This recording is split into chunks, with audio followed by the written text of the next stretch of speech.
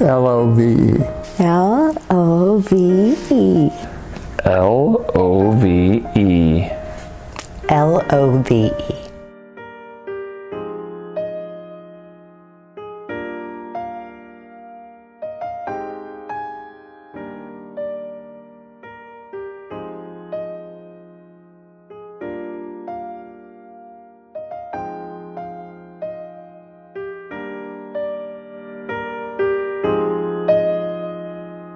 Oh my goodness. It's been different all through my life. That's a very complex question. Requires a lot of thought, but love is basically commitment, work, compromise, confidence, someone that will always be there for you, a best friend.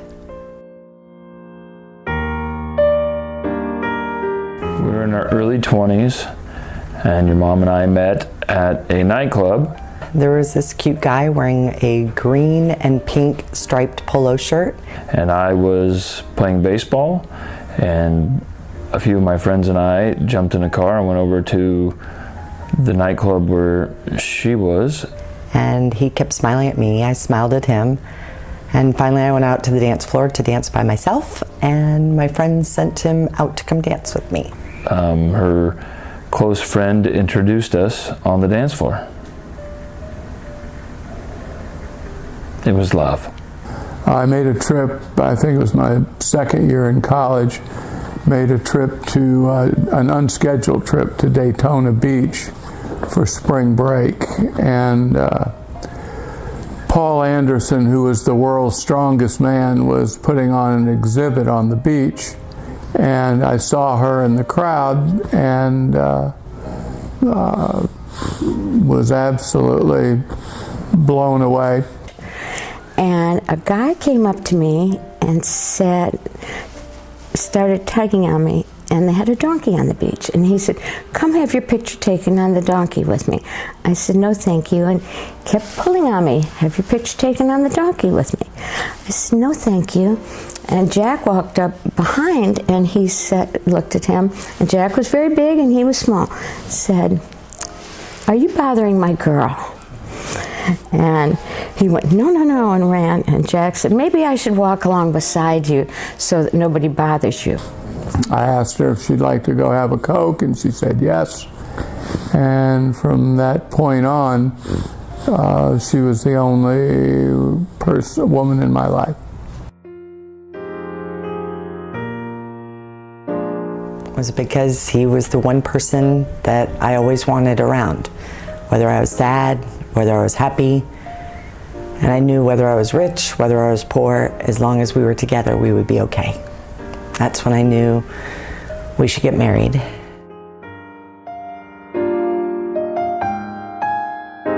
We ended up getting married, and on that day, I was obviously in a tuxedo, and her dress was gorgeous, and she had these little boots on underneath it, which was kind of a fun surprise because usually you don't wear boots.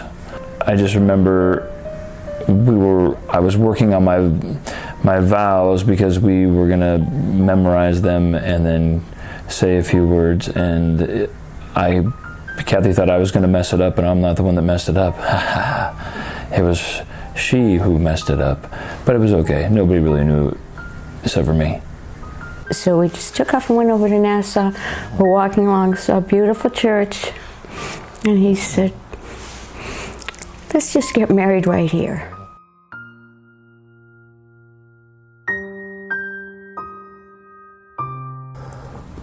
Actually, I don't think there's any one moment. Obviously, when your children are born, those are great moments, but I don't think there's any one particular moment. Every day has something special in it, and you learn to appreciate those special moments.